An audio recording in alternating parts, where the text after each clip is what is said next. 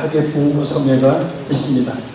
내일 월요일 저녁 8시 집회부터 목요일 저녁 8시 집회까지 4일간에 걸쳐서 오전 10시 30분 그리고 저녁 8시 총 7번의 집회를 갖습니다. 이번 2018년 하계 부흥성회를 앞두고 왜 우리가 부흥성회에 참여해야 하는지, 그리고 왜 부흥성회를 통해 성령의 임재를 체험해야 되는지에 대해서 오늘 본문 말씀을 통해 살펴보기 원합니다. 그 궁극적인 이유와 목적에 대해서는 오늘 새벽 기도의 말씀을 통해서 이미 전달해 드렸습니다. 오늘 본문 앞장인 10장은 이방 선교의 가교 역할을 했던 고넬료의 회심, 그리고 그 가정의 초청을 받은 베드로의 설교를 통해 성령이 임한 사건을 기록하고 있습니다. 베드로조차도 처음에 잘 이해할 수 없었던 이 놀라운 사건은 이방인에 대한 선교가 예루살렘 교회에서 공식적으로 인정되는 계기가 되었지만, 그렇게 되기까지는 많은 우여곡절이 있었습니다. 바로 그 사건을 직접 체험하지 못한 예루살렘 교회 성도들과 11명의 사도들의 이해하지 못함이 있었기 때문입니다.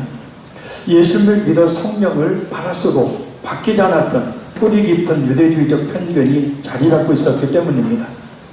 원하신 성령 하나님의 그 역사하심에 대해 좁고 편협한 시각으로 바라봤기 때문입니다. 자, 어떤 것일까요? 1절에서 3절 말씀을 같이 한번 읽겠습니다. 유대에 사는 사도들과 형제들이 이방인들도 하나님 말씀을 받았다함을 들었더니 베드로가 예루살렘에 올라갔을 때 할례자들이 비난하여 이르되 네가 원래 저희 집에 들어가 함께 먹었다 하니. 아멘. 이 사도들은 베드로를 제외한 11명의 사도들을 말하고, 형제들이란 예루살렘에 있는 예수 그리스도를 믿는 기독교인들을 말합니다. 바로 이들은 베드로가 돌아오기 전에 가이사랴의 이방인인 고넬료와 그 가족 친구들이 베드로로부터 하나님의 말씀을 듣고 성령을 받았다는 소식을 전해줬습니다. 그런데 베드로가 예루살렘으로 돌아오자 그들은 베드로를 비난하면서 그들이 하나님의 은혜로 고넬료와 그 가족과 친구들이 구원받은 것에 대해서는 관심을 주지 않고, 왜 할례를 받지 않는 이방인의 집에 들어가서 함께 식사를 했는지를 묻습니다. 우회적으로 이방인 선교에 대해 문제를 제기하고 있는 겁니다. 왜냐하면 하나님은 이방인들을 버리시고 유대인들만을 구원하신다고 생각하고 있었기 때문입니다. 예수를 믿고 성령을 받았다는 사람들조차도 그런 편협한 생각을 가지고 있었던 것입니다. 이 유대인 기독교인들은 마태복음 28장에 예수님께서 그렇게 간곡하게 부탁하시고 명령하신 모든 민족에게 개방된 복음, 그 복음을 자신들의 전유물로만 삼으려는 구습을 버리지 못하고 있었던 겁니다. 땅끝까지 이르러 내 증인이 되리라는 사도행전 1장 8절의 그 말씀을, 그 명령을 외면해버리고 있었던 겁니다. 버리지 못한 유대주의적 사고 때문에 요나처럼 애써 그 명령을 외면하고 있는 겁니다. 하나님의 계획하심을 알지 못하고 예수님의 간절한 말씀조차도 자신들이 가지고 있는 그 편협한 유대주의적 사고방식에 부합하지 않다고 여겨서 애써 외면해버린 겁니다.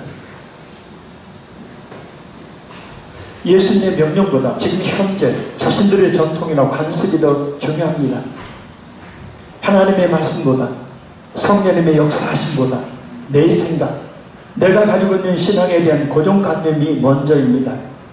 그 고정관념에서 벗어나거나 이해되지 않는 부분에 대해서는 도저히 용납할 수 없다라는 거죠. 쉽게 말하면 하나님의 말씀보다 자신들의 생각을 먼저 앞세우고 있습니다.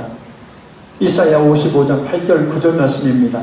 이는 내 생각이 너희의 생각과 다르며 내 길은 너희의 길과 다름입니다. 여호와의 말씀입니다. 이는 하늘이 땅보다 높음같이 내 길은 너희의 길보다 높으며 내 생각은 너희의 생각보다 높음입니다. 우리 인간의 생각이 땅의 수준이라면 하나님의 생각은 하늘의 수준, 곧 하늘이 끝이 어딘지 알 수 없듯이 하나님의 그 생각이라는 것, 하나님의 그 계획이라는 것은 감히 인간이 깨달아 알 수 있는 것이 아니라는 뜻이다. 월요일 저녁부터 부흥성에 대한 어쩌면 우리가 가지고 있는 생각을 바꿔야 합니다. 그냥 매년 하는 행사로서 부흥성이라는 생각 말입니다. 그냥 교회들마다 하는 부흥성이라는 생각 말입니다. 바쁜데 무슨 부흥성이냐 라는 생각 말입니다. 아니 그냥 자유롭게 참석할 사람만 참석하고 나는 참석 안 해도 된다는 생각 말입니다. 부흥에 참석한다고 뭐가 달라지겠어? 라는 생각들 말입니다. 저는 아주 간절히 설레는 마음으로 기대하고 또 소망하고 갈망하고 있습니다. 이번 부흥성회 가운데 성령 하나님의 강력하시고 깊은 그 임재의 역사가 있을 것을 말입니다. 참석하고 참석하지 않고는 여러분이 자유입니다. 그러나 은혜 받는 것과 은혜 받지 않는 것의 차이는 그 결과는 너무나 확연히 다릅니다. 일반적으로 가지고 있는 부흥성에 대한 생각을 내려놓고 꼭 참여하셔서 성령 하나님의 임재, 정말 하나님의 살아계심을 체험하는 귀한 시간이 되기를 바랍니다. 명하는 이상적 신앙, 철저하게 자신의 생각에 맞춘 하나님에 대한 믿음이 아닌 무한한 능력으로 역사하시는 성령 하나님의 기쁘신 은혜를 직접 체험하는 그런 계기가 되기를 바랍니다. 오늘 본문의 예루살렘 교회 11명의 사도들과 성도들은 하나님의 그 기쁘신 그 뜻을 제대로 헤아리지 못한 채 또 그 현장에 역사하셨던 성령 하나님의 놀라우신 그 임재하심을 보지 않았으면서 함부로 베드로를 비난합니다. 성령 하나님의 역사하심은 이렇게 유대인이든 이방인이든 사람을 차별하지 않습니다. 성령님의 역사하심은 인간의 일성으로 쉽게 이해할 수 없는 것들로 또한 가득합니다. 보이지 아니하시는 영이신 성령 하나님의 역사하심을 인간의 이성의 역사하심은 인간의 이성의 범주를 넘어서는 놀라운 것이기 때문입니다. 그래서 이해할 수 없는 일들이 일어났을 때 이상하게 생각하는 경우들이 있죠. 그러나 이번 부흥성회 때 우리 성령 하나님의 신비하신 임재의 역사들이 충만하게 일어나기를 간절히 소원합니다. 그래서 그 성령 하나님의 임재 앞에, 그 살아계신 하나님의 임재 앞에 우리 자신이 깨어지고 부서지는 역사가 일어나기를 간절히 소원합니다. 만약 예루살렘의 11명의 사도들과 예수님의 말씀을 11명의 사도들이 그 예수님의 말씀을 제대로 기억하고만 있었다면 이방인인 고넬료와 그 가족과 그 초청받은 친구들이 성령을 받았다는 소식을 듣고 아마 아멘하고 감사했을 겁니다. 그러나 그들은 그 말씀을 무시했기에 그 말씀을 잊어버렸기에 하나님의 뜻과는 정반대의 생각을 가지고 하나님의 뜻대로 사역을 감당했던 베드로를 비난합니다. 그러자 베드로가 그 모든 역사에 대한 자초지종을 설명합니다. 우리 4절에서 14절까지 말씀을 우리 같이 한번 읽겠습니다. 베드로가 그들의 일을 차례로 설명하여 내가 요파시에서 기도할 때 황홀한 중에 한 상을 보니 큰 고다리 같은 그릇이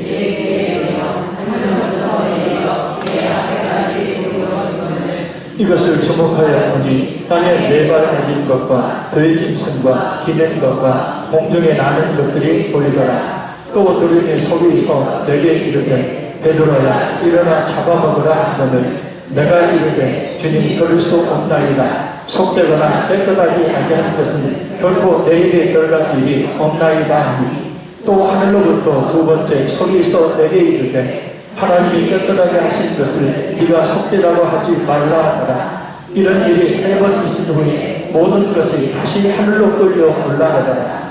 마침 세 사람이 내가 유숙한 집에 서 있으니 가이사랴에서 내게로 보낸 사람이 성령이 내게 명하사 아무 의심 말고 함께 가라 하시니 이 6 형제도 나와 함께 가서 그 사람의 집에 들어가니 그가 우리에게 말하기를 천사가 내 집에 서서 말하되 네가 사람을 요파에 보내어 베드로라 하는 시몬을 청하라. 그가 너와 내 온 집이 구원받을 말씀을 네게 이루리라 함을 보았다 하거늘. 아멘. 베드로가 보았던 환상 가운데 나오는 땅에 네발 가진 것과 들짐승과 기는 것과 공중에 나는 것들은 율법에서 말하고 있는 부정한 짐승, 곧 먹을 수 없는 짐승들로 이방인들이 상징합니다. 율법에 따라 유대인들은 부정한 짐승을 먹을 수가 없었습니다. 그래서 베드로는 베드로야 일어나 잡아먹으라 라는 그 예수님의 말씀에 대해서 주님 그럴 수 없나이다. 속되거나 깨끗하지 아니한 것이 결코 내 입에 들어간 일이 없나이다. 그러자 예수님은 하나님의 깨끗하게 하신 것을 네가 속되다고 하지 말라. 그 곧 하나님께서 이방인들을 구원할 것이니 그들에게 말씀을 전해 그들을 구원하라는 말씀입니다. 이번 일이 3번 있은 후에, 이런 일이 3번 있은 후에 가이사라에서 마침 고넬료가 보낸 3사람이 베드로를 찾아옵니다. 그때 성령님이 말씀하십니다. 아무 의심 말고 함께 가라. 베드로는 일행과 함께 그 사람들을 따라가서 고넬료를 만납니다. 그러자 고넬료는 자신이 본 환상을 말합니다. 그것은 천사가 요바에 있는 베드로를 초청해서 그가 너와 네 온 집이 구원받을 말씀을 네게 이르리라 라고 말했다고 이야기합니다. 하나님께서 베드로에게 이방인들을 구원하라는 환상을 보여주셨고 그에 맞게 그 대상인 이방인인 고넬료 역시 베드로를 초청해서 구원의 복음을 들으라는 동일한 환상을 본 겁니다. 하나님의 은혜 밖에, 하나님의 은혜 밖에 있다고 생각했던 그 사람들을 향한 하나님의 구원의 계획이 실행되는 겁니다. 그래서 하나님의 은혜는 차별이 없습니다. 누구든지 그 은혜를 겸손히 간구할 때 하나님은 은혜를 부어주실 줄로 믿습니다. 이번 부흥성회 때 정말 겸손하게 하나님의 은혜를 갈망하십시오. 자신이 하나님에 대한 편협한 지식과 자신의 이성으로만 지나갔던 하나님에 대한 지식을 내려놓고 오히려 성령님의 임재를 갈망하십시오. 정말 하나님이 살아계신 것을 체험하십시오.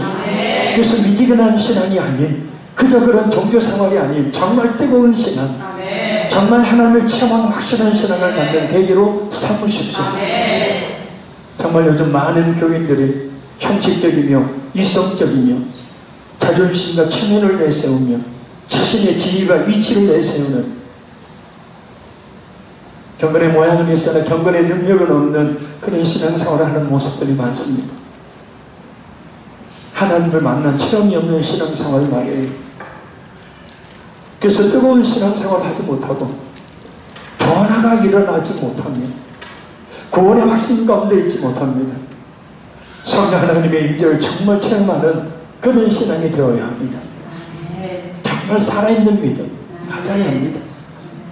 어쩌면 그런 신앙으로 구원받을 수 있을지 정말 걱정이 됩니다. 나오십시오.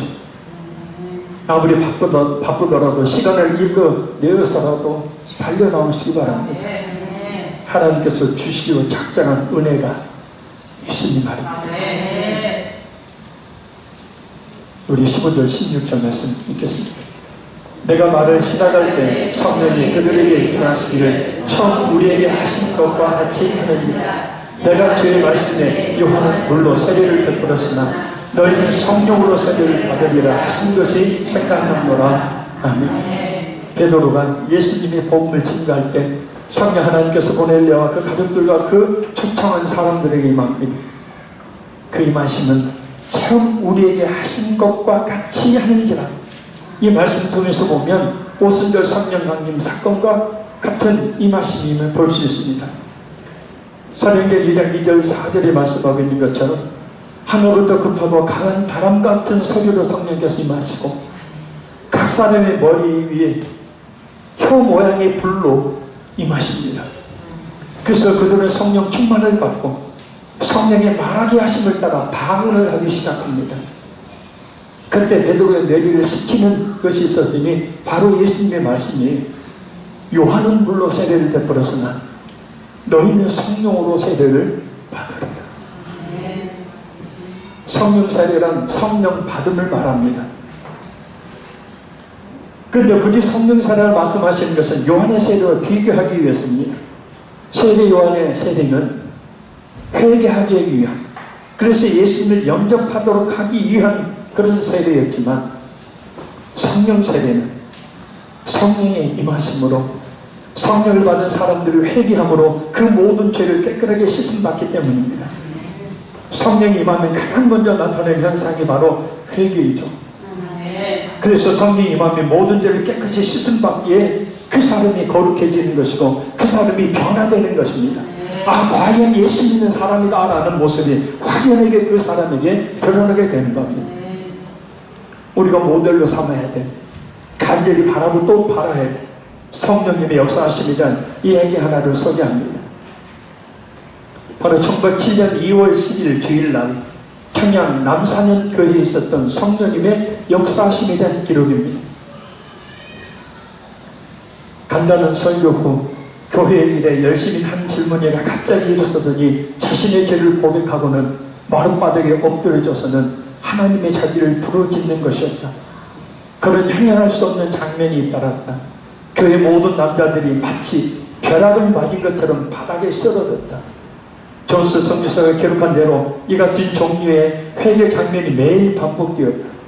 그 현장에서 성령의 역사를 목도하는 리은승 목사는 신학 올보에 한 달 전 장대인 교회에 일어났던 놀라운 성령의 역사가 그대로 재현되었다고 했다. 성신께서 모든 권능을 베푸시는 중에 특별히 행하시는 것은 각 교우 마음에 빛을 비추사 죄를 나타나게도 하시며, 각 마음을 책망하사 진노하심을 나타내게도 하시며, 각 마음을 떨리게 하사 그 죄를 심히 애통하게도 하시며, 각 마음을 찌르사 가슴이 터지게 하는 것 같기도 하시며, 각 마음의 눈을 밝히사 십자가에 달리신 구주를 등이 바라보게 하실세, 어떤 사람은 시름을 전폐하여 여러 날을 지내며, 어떤 사람은 잠을 이루지 못하고 여러 밤을 지내며 어찌할꼬 어찌하여야 구원을 얻으리까 하는 이도 많더라. 또 어떤 사람은 다메섹길에 엎드렸던 사울같이 하나님 앞에 엎어져 3일 동안 금식 통회하는 이도 있고, 어떤 이는 죄를 고할 때 가슴을 쥐어뜯으며 그 가슴이 아파 엎드렸다 다시 일어나는 이도 있으며, 어떤 이는 미친 것 같이 마치 술 취한 것 같이 영천없는 사람같이 정신을 차리지 못하다가 다시 똑똑하여 새 사람같이 되는 이도 있으며, 어떤 이는 서로 붙들고 울며 서로 도와주기 위하여 조용한 곳에, 혹 학교나 예배당이나 조용한 산골에 올라가서 기도하고 묵상하는 이도 있으며, 어떤 이는 곧 애통함으로 죽었다가 벼랑간 일어나 기쁨으로 참수하는 이도 있으며, 또한 마음이 서로 변화를 받아 마음이 넓고 사랑이 가득한지라.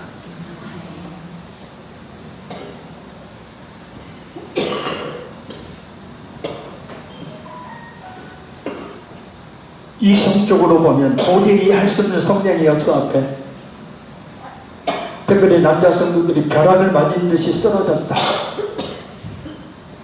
미친 사람처럼, 술 취한 사람처럼 정신을 차리지 못하고 가슴을 치며 회개하고, 죽었다가 다시 일어나는 것처럼 일어나 참석을 받습니다. 이것이 바로 성령 세례입니다. 이런 성령님의 임재하심 우리에게 있어야 합니다. 어찌 인간이 그 거룩하신 영광의 하나님의 임재 앞에 아무런 반응을 보이지 못하고 제정신으로 있을 수 있겠습니까? 더군다나 죄인이 말입니다.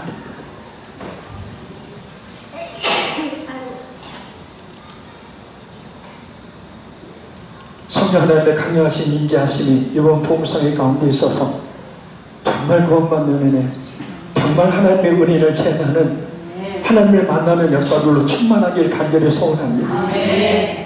그냥 일반적인 부흥회처럼 강사 목사님 와서 설교 잠깐 하고 그냥 가고 조용히 몇 분 부르고 기도하다 끝나버리는 그런 형식적인 부흥성회가 아니라, 우리 성령 하나님이 진짜 살아 역사하시는 성령 하나님이 임하시는 그런 부흥성회입니다.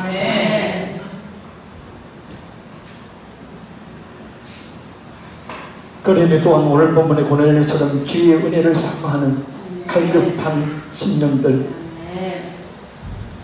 뜨뜻 미지근한 신앙생활 하는 사람들 있다면 초청해서 교회와 상관없이 이런 은혜를 아울러 받을 수 있도록 하기를 바랍니다. 17절 18절 말씀 우리 다시 읽겠습니다. 그런즉 하나님이 우리가 주 예수 그리스도를 믿을 때에 주신 것 같은 선물을 그들에게도 주셨으니 내가 누구에게 하나님을 능히 받겠느냐 하며, 그들이 이 말을 듣고 잠잠하여 하나님께 영광을 돌려 이르되, 그러면 하나님께서 이방인에게도 생명 없는 회개를 주셨도다 하니라. 아멘. 하나님께서 이방인들에게 성령을 선물로 주셨다는 베드로의 말을 듣고 11명의 사도들과 성도들은 할 말을 잃어버렸습니다. 자신들의 잘못된 생각을 알고 하나님 앞에 잠잠했습니다. 하나님께서 이방인들에게도 생명을 얻는 회개를 주셨음을 인정했기 때문에 그래서 그들은 하나님께 영광을 돌립니다. 이 말씀 가운데 우리가 꼭 알아야 될 말씀이 있습니다. 우리가 주 예수 그리스도를 믿을 때 주신 것 같은 선물, 그 선물은 그 성령 하나님이죠. 할렐루야. 그 성령 하나님이 언제 임한다고요? 예수 그리스도를 믿을 때 성령이 임하신다고. 예수는 자신 하나님으로, 그리고 자신이 구원자로 믿을 때 성령께서 임하십니다. 앞에서 살펴봤던 강력한 성령의 역사심으로 임하시기도 하지만 때로는 잔잔하게 임하시기도 합니다.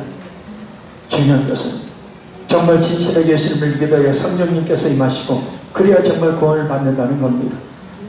내가 누구에게 하나님을 능히 맡겠느냐는 베드로의 고백이라. 그 말이, 그들이 이 말을 듣고 잠잠하여라는 말씀처럼 우리가 거부할 수 없는 성령 하나님의 강력하신 인자하심의 은혜가 이번 복음상의 가운데 분명히 있게 될 줄로 믿습니다. 그리고 그 누구도 이렇다 저렇다 말할 수 없는 깊은 임재로 뒤집어지는 역사가 있기를 간절히 소원합니다.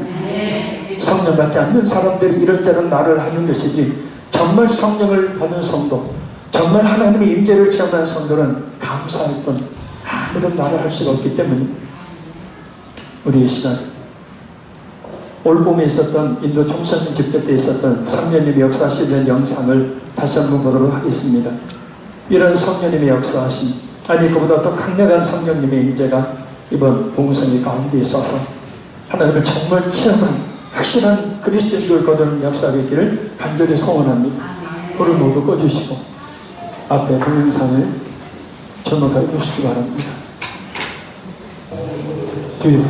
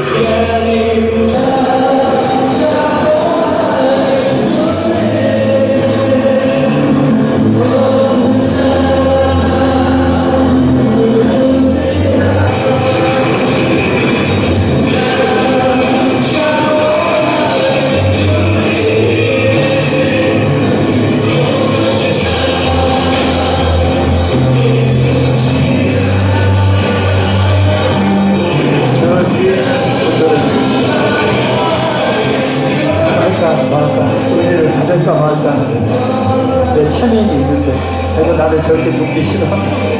눕기 아니고 생명이 연재 속에 있는 건데 그걸 한국에서 많이 오해합니다.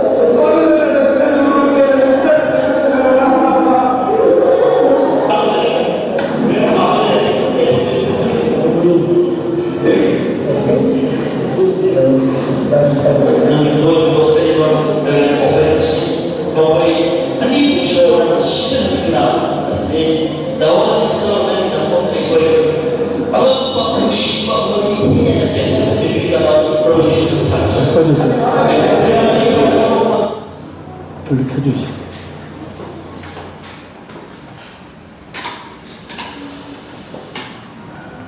여러분이 보실 때 이 장면을 어떻게 생각하십니까? 이성적으로 생각해 볼 때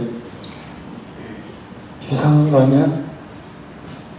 아까 평양 남유한교회에서 일어났던 봉회 때 남자들이 벼락을 맞은 것처럼 쓰러졌다 그러죠.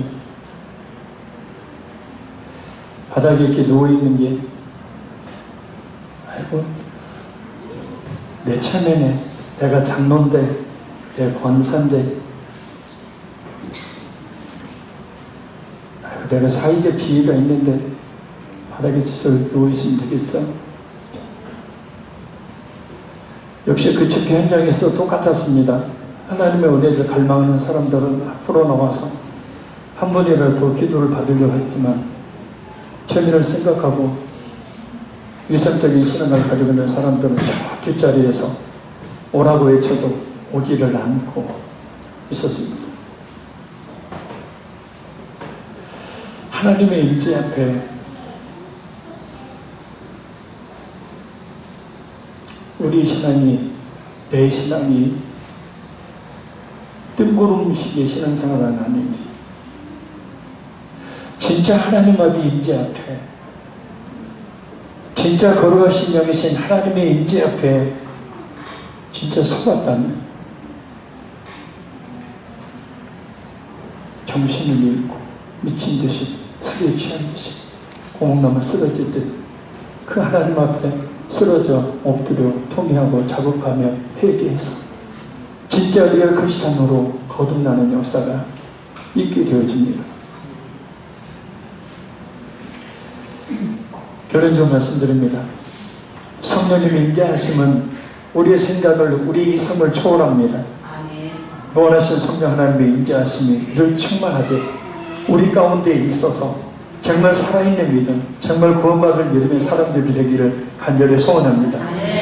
특히 이번 붕괴 가운데 우리의 생각을 초월하시는 성령님의 강력한 임재하심이 있기를 간절히 소원합니다.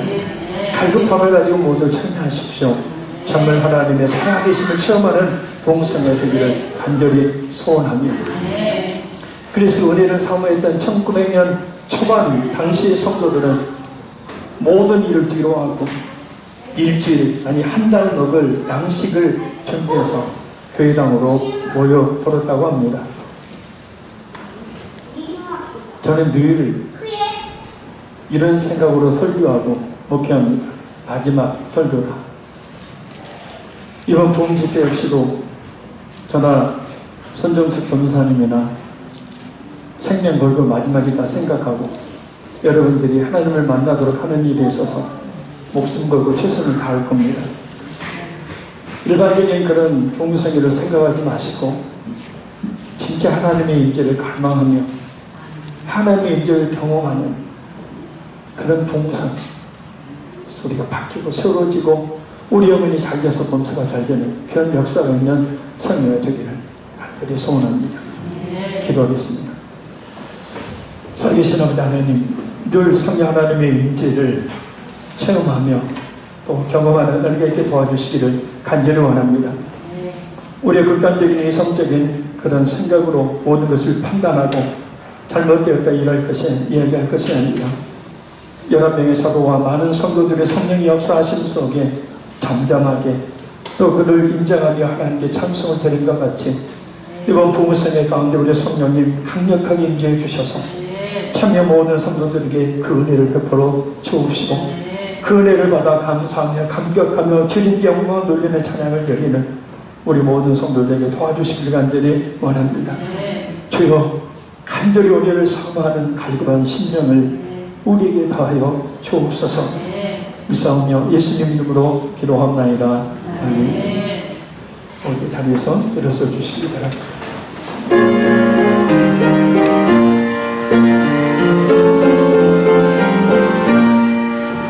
그들의 말을 불맞지 주는 나의 영혼 주님 약속한 성령 간절히 기다리네 가물어 내 마음 가네 단비를 내리시는 성령의 단비를 부어 새 생명 주옵소서 반가운 이 소리 들려 산천이 춤을 추네 봄비로 내리는 성령 내게도 주옵소서 가는 곳에 나를 가네 단비를 내리시는 성령의 단비를 부어 새 생명 주옵소서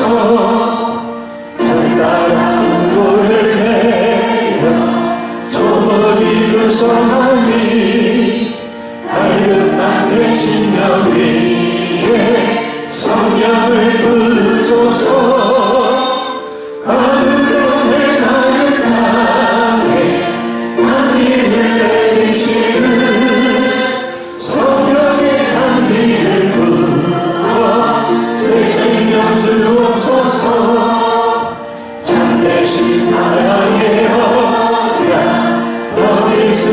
사오랴 오늘의 흑쪽 하늘에 주신 줄 믿습니다.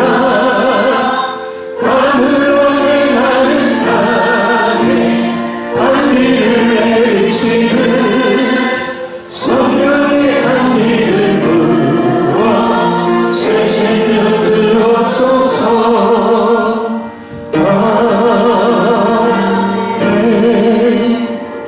기도하겠습니다. 지금은 우리 주 예수 그리스도의 은혜와 우리를 구원하신 하나님의 그 크신 사랑하심과 성령님의 교통하신 역사가 이곳의 주의 은혜를 사모하는 모든 죄의 자녀들 가운데 이제부터 영원토록 함께 있을지어다. 아멘.